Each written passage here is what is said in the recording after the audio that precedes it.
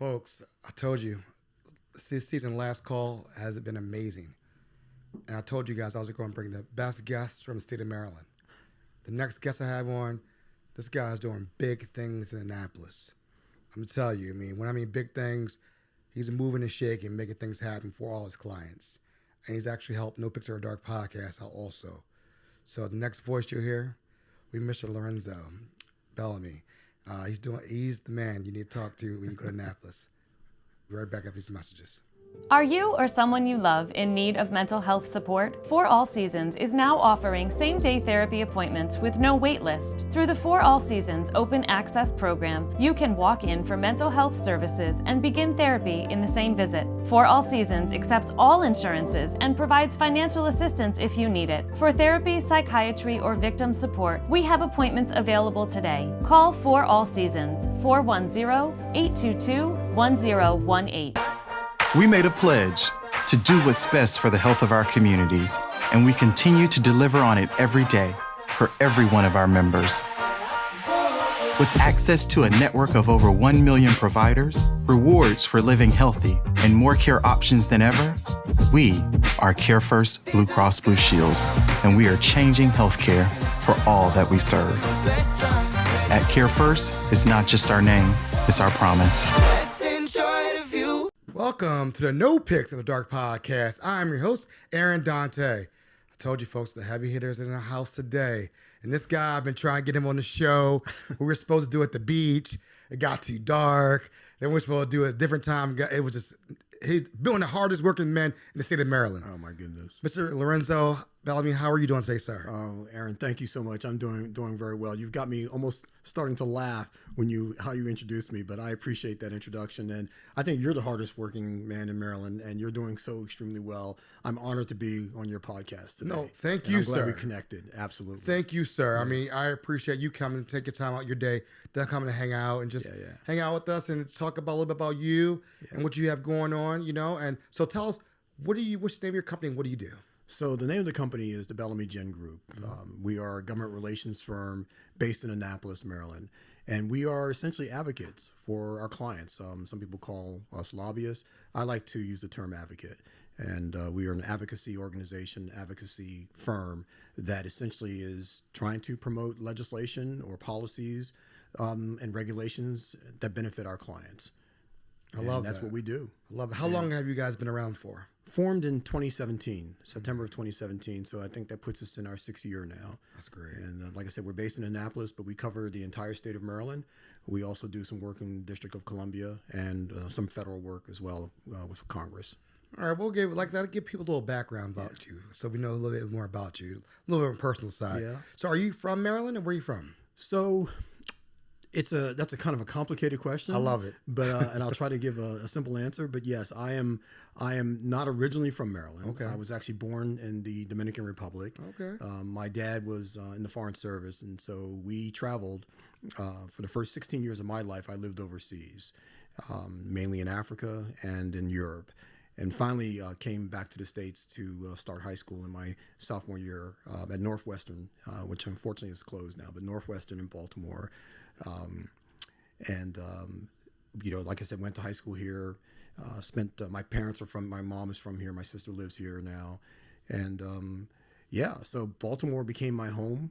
Even though we were living overseas for those years, whenever we came back before going to another country, we would come back to Baltimore and I would stay at my grandparents' house in Miami Place over near Forest Park. Oh. And then my parents ended up buying a house right off Park Heights Avenue, actually on Park Heights Avenue, Park Heights in Strathmore. And that's where we eventually settled in the late 70s, early 80s. Nice. So where did you end up? So you went to Northwestern High School. Yeah. That was off of Ricetown Road, right? Or that's off of Park Heights. Park Heights, yep, Park Heights and Falstaff. Okay, yep. Falstaff. Yes.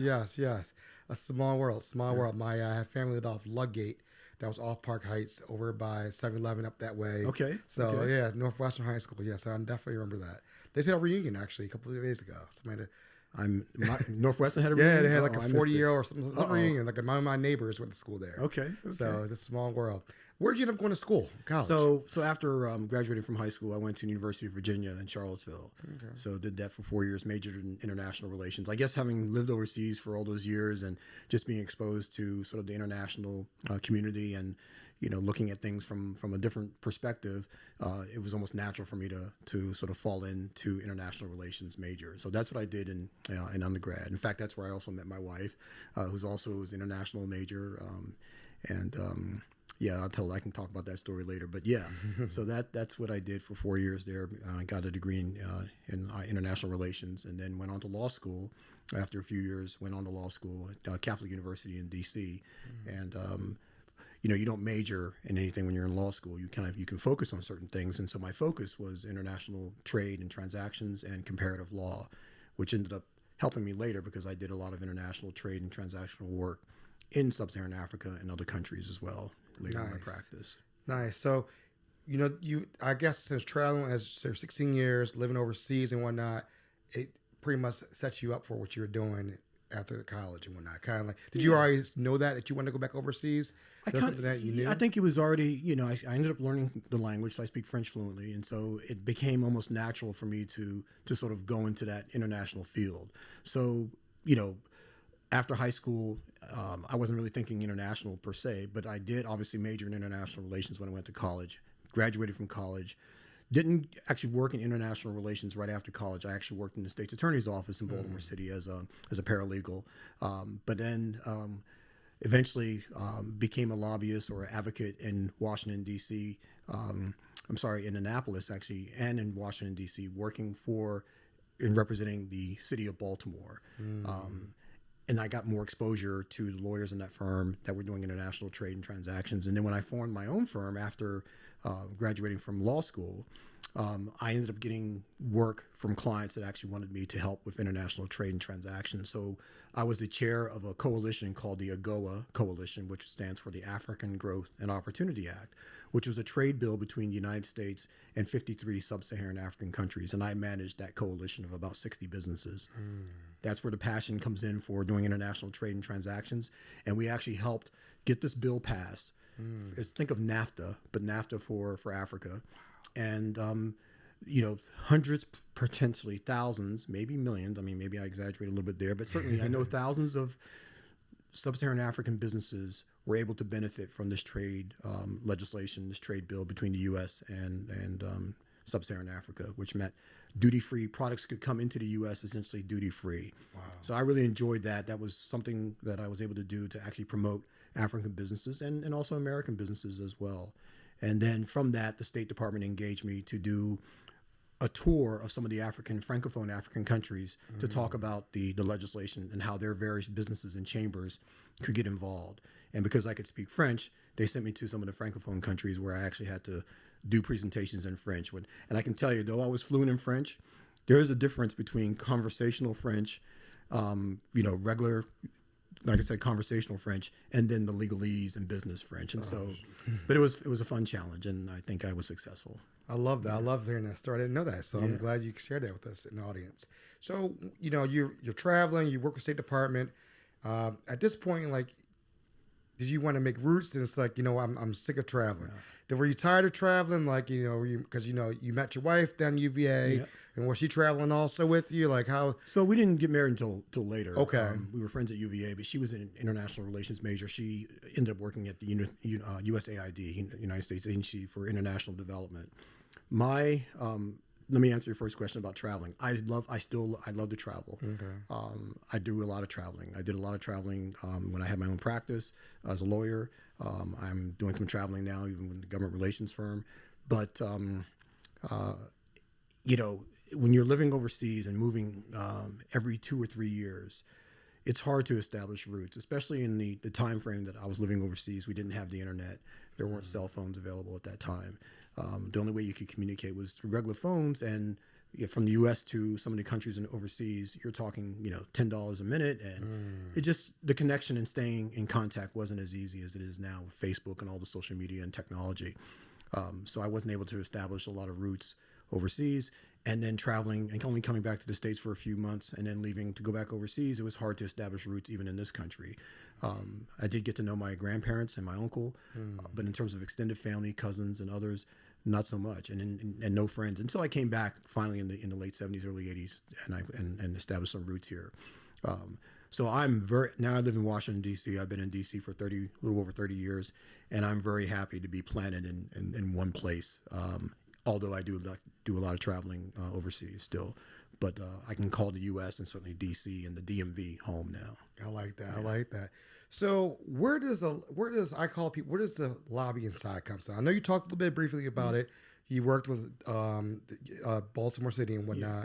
You worked other places, but when did you know you kind of had like a taste of it? You're like, I kind of like doing this. So I've always been an advocate. Okay. You're using the term lobbyist, and I like that. And I know that's the traditional term. That's going to be the buzzword. I'm gonna switch that buzzword to like advocacy. But it's the same. It's the same thing. Mm-hmm. And I got the bug a long time ago. I think like from my high school days. Mm-hmm. I was in junior ROTC in high school. I was a student leader in terms of government relations. I'm trying to remember. Was I student senator? I may have been a student senator. It's been a while, but I did some things in student government for my high school, and then at the state level as well.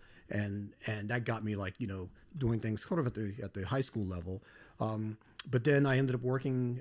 Flash forward a little bit. I ended up working in the public defender's office as their director of government relations, and so the public defender, we're representing folks who are afforded an attorney if they can't afford one, for those that are being charged with crime.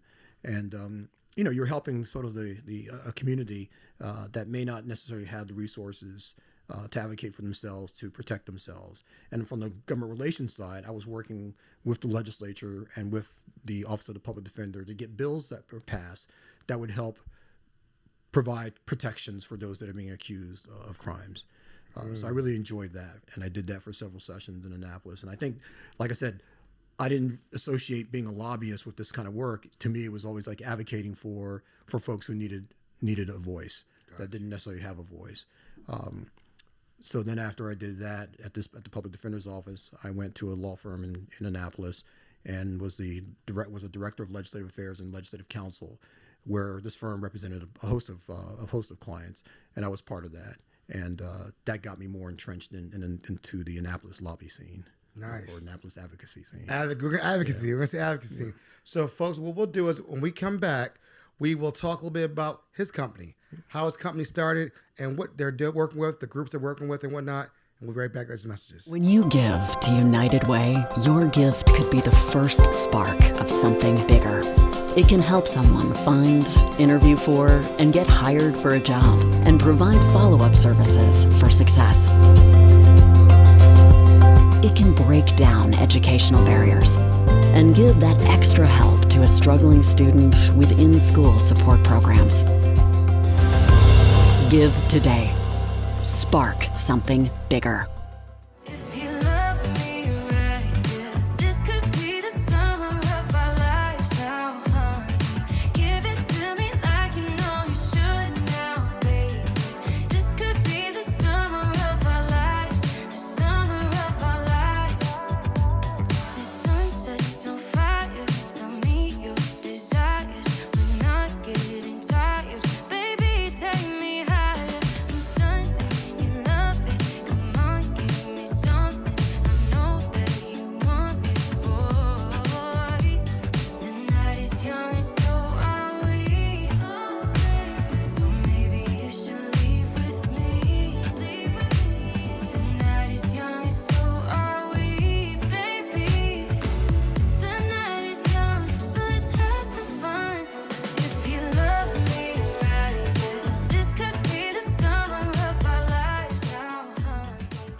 We are back with Mr. Lorenzo Bellamy, the advocate. Yes, the advocate. We got advocate. We use that language.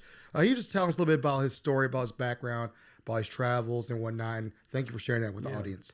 Second part. We're in the second part. Let's talk about the business you own right now. Bellamy Genn Group. Yes, let's talk about that. How did we get here?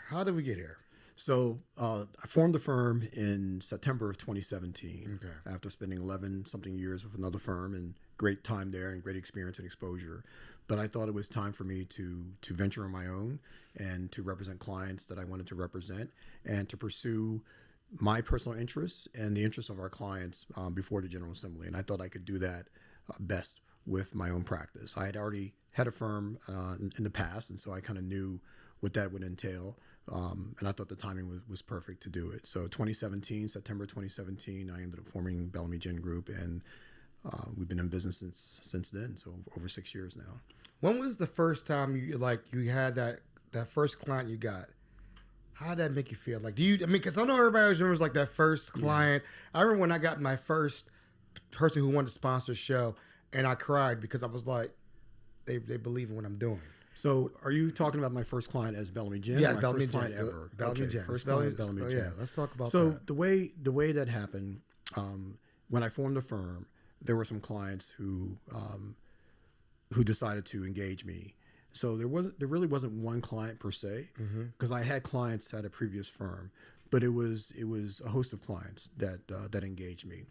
What made me feel confident and realize that this was the right move was when those clients did engage me. So when they called me up after their contracts had expired and said, we'd like to go with you, that gave me a sense of security and a sense of accomplishment and a sense of I'm doing the right thing.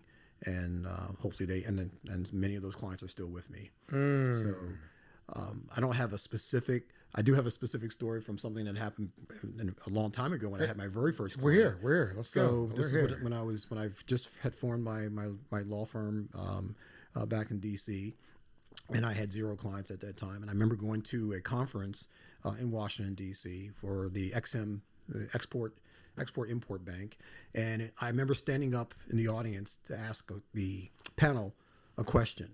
Now I already knew the answer to the question, but I asked the question, and it was related to coverage, insurance coverage and financing coverage for a particular project. And the person wouldn't answer the question. The panelists would not answer the question, at least didn't answer it appropriately. So I kept probing more and more and asked more and more, and finally got very close to an answer that I was satisfied that I wouldn't badger this person anymore.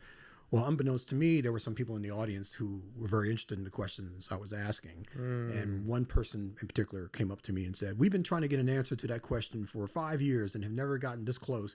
You're the only person that's gotten an answer close to what we wanted, or at least what we can understand. What is your name?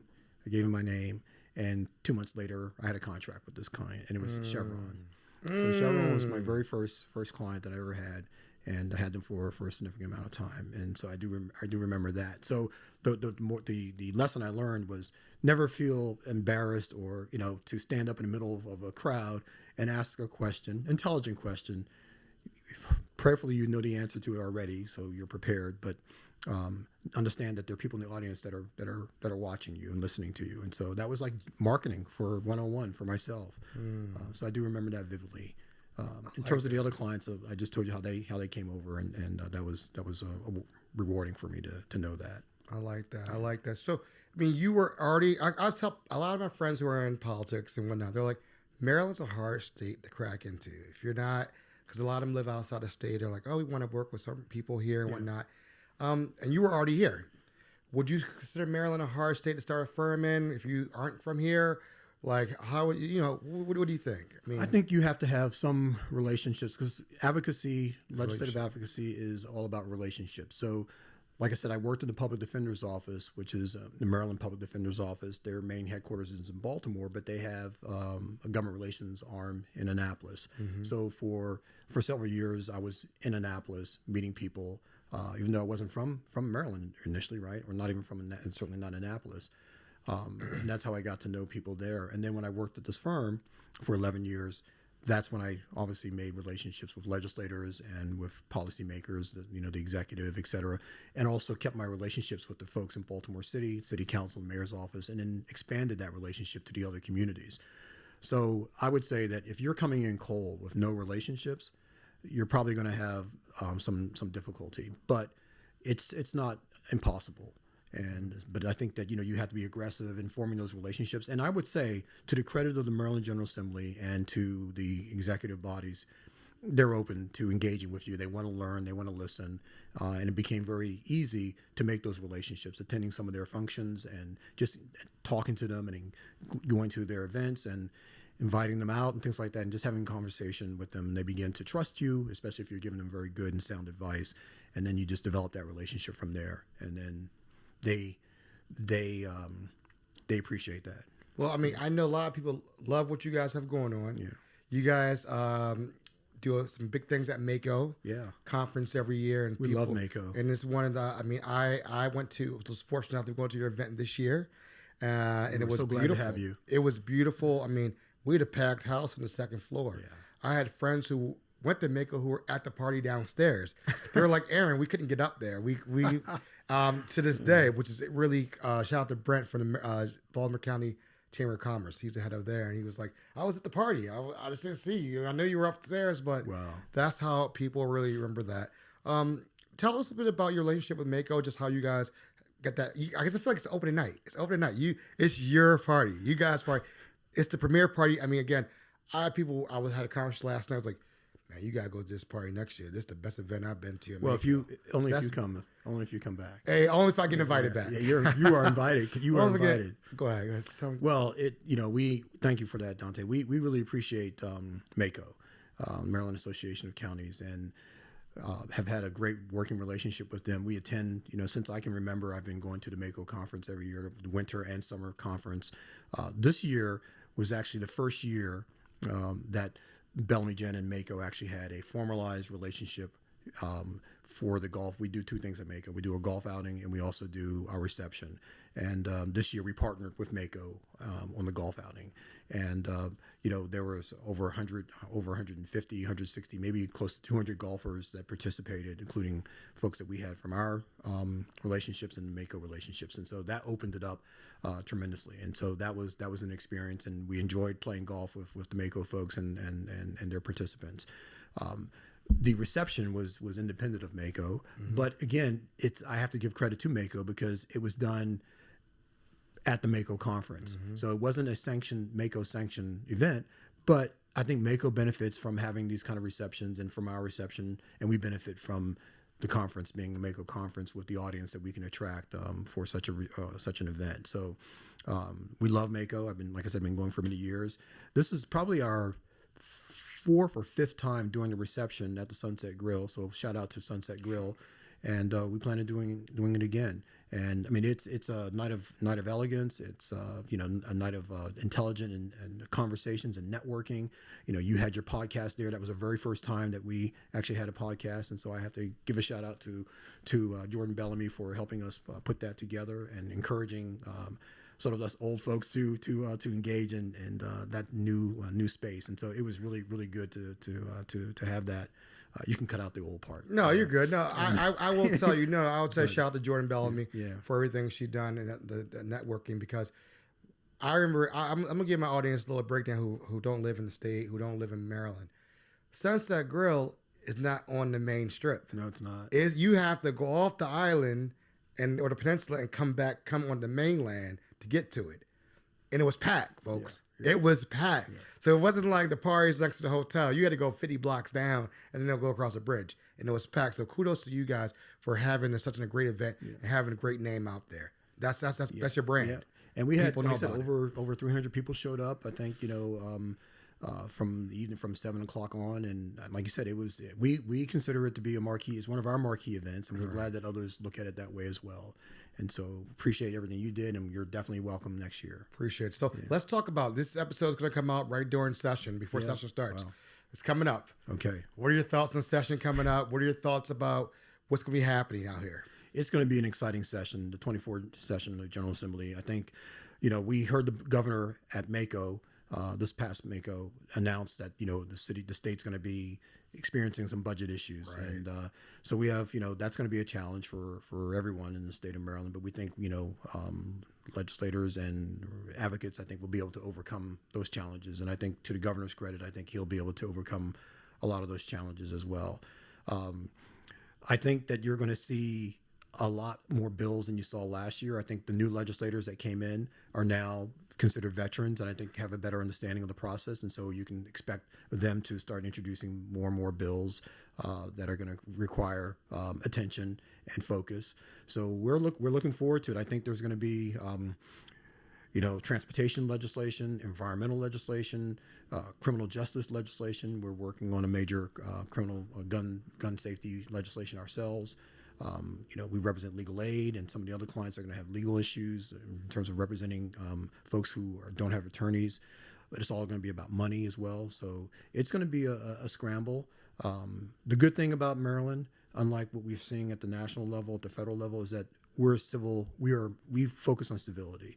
And I think that there's, from the legislators and the lobby or advocacy corps, see, I got to get used to saying advocacy corps, it's civility. And so I think, and I think, and respect. And so at least, even though there's tension and there's differences and there's potentially a shortage in some areas, folks are civil about it and understand that you're not going to get everything you want. One of the things that I'm very keen on is, in the past, my motto and my goal has always been to sort of seek common ground with some of our clients and the policies and the opposition. And I think that's important. We do want to win for our clients, and we have won, and we will continue to win. But there's also room for, I believe, for common ground. But I'm taking it to a different level entering into this session. So in addition to a common ground, I also want to look for the higher ground. And I think that's driving me now is, yes, we look for the common ground, but what about the higher ground? And I think that's going to be something. I got that from listening to Bono's book, Surrender. And I believe he was quoting Nelson Mandela. And it's great to look for the common ground, but if you can find and seek the higher ground, then I think everyone benefits from that. I like that. So are you looking, so I know you have a lot of clients. You're busy. You're just going to be busy. From your standpoint, I mean, people probably don't know. You guys are nonstop for how many days? How many days is the whole session and whatnot? Give us a little sneak peek. We haven't stopped. Of your life. Okay, yeah. Give us a sneak peek about, so if there's a client out there that potentially has said, I'm looking for somebody to help me out advocating for me, what would you say to them? Well, the session is 90 days. Okay. It starts January 10th and goes into April, 90 days. But the advocacy starts way before then. In fact, it's throughout the 90-day period, you're advocating, you're lobbying. And then even when it's over and the governor signed all the bills, you're still advocating for getting ready for the next session, or even local issues as well. So it doesn't really stop. But the prime, if clients are looking to engage lobbyists, engage advocates to promote their issues, et cetera, now is the time. September, October, the fourth quarter, essentially. Some folks would do it during the summer. Like we had some clients engage us right before Makeo because they knew Makeo would be a great opportunity for opportunities to have those kind of conversations in a closed environment. Winter Makeo is coming up. Some clients want us to meet with folks at Winter Makeo in December. I would say the fourth quarter, September, October, November, December, fourth quarter plus one, to engage government relations folks and advocates to get before the General Assembly and the second floor. So if I'm a potential client, what's the sales pitch? Why would they want to work with your team? We are successful. We win. We understand what your issues are. We listen before we do a lot of talking and speaking and trying to promote ourselves. We want to hear your story. We want to hear what your issues are. And then we try to see if we can help you. There are some clients I've had to turn away because I realize that as much as I would like to help them, we just don't have, it just is not the right fit. So we do want to listen to you first and make sure that, there's a clear understanding of what your issues are and what you're trying to accomplish, and that you're comfortable with us reaching that particular objective or goal. We may even aim for something higher. If you're okay with that, great. We definitely want you. I don't make any promises. I always let the clients know that we're going to do everything we can to win for you, but that we cannot make any promises. The promise that we can make is that we will fight tooth and nail to make sure that your issues are in front of the right decision makers, and hopefully, and we've been successful for the most part, getting your decisions approved and your legislation either removed, policies removed, or policies improved and policies created and legislation passed on your behalf. So we are here to help you get your message out, to promote who you are. We know that you're trying to do good things for your constituents, for your shareholders, for the community. We want to make sure that legislators and those that make the final decision understand that as well, and that their decision to either pass the legislation or to approve policies in your benefit, makes sense and helps them as well and the society as a whole. Hey, you sold me. I wish I had a company. No, you really have. I can attest, and I will say you guys are just the best to work with.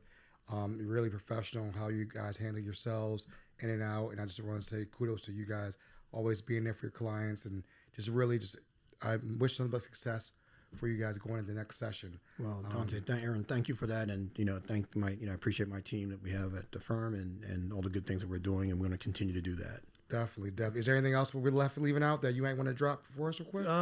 Well, looking forward to opening day, Okay. Maryland General Assembly session, legislative session 2024, January 10th. Make sure you check out Bellamy Genn, and we look forward to working with clients that want to come with us and serving our current clients and making sure that they have a successful session and beyond. So you look on BellamyGenn.com. Is that what it is? Bellamy Genn Group. Okay. .com. Okay. Yeah. So make sure that everybody hears that, BellamyGennGroup.com. Follow them on there, and you can find all their social links through that. Yep. Through that process and whatnot.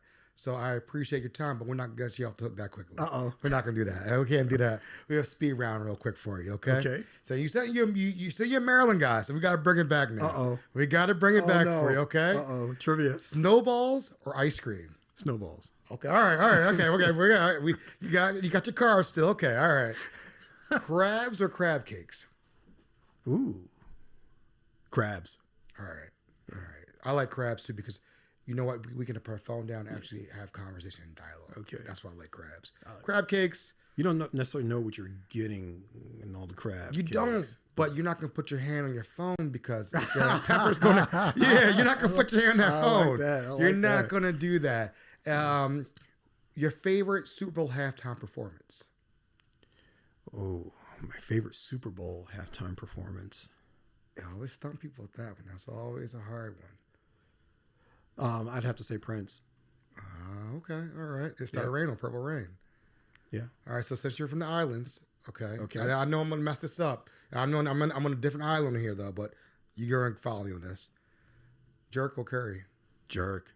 Okay, Yeah. okay. Not curry. No. I mean, I love curry, but my dad was stationed in Jamaica for 2 years. Was there. My dad's side's from Barbados and also from St. Kitts and Nevis, and I like the jerk.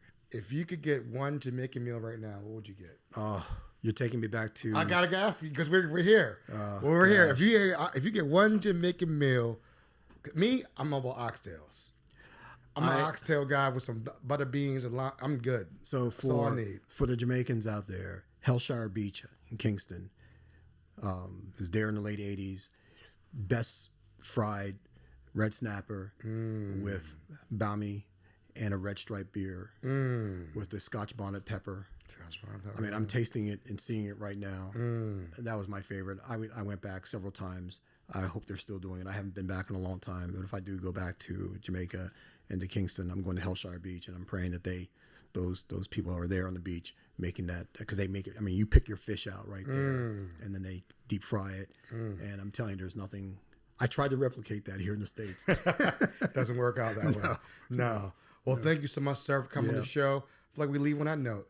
Love, peace, and we're out. Never seen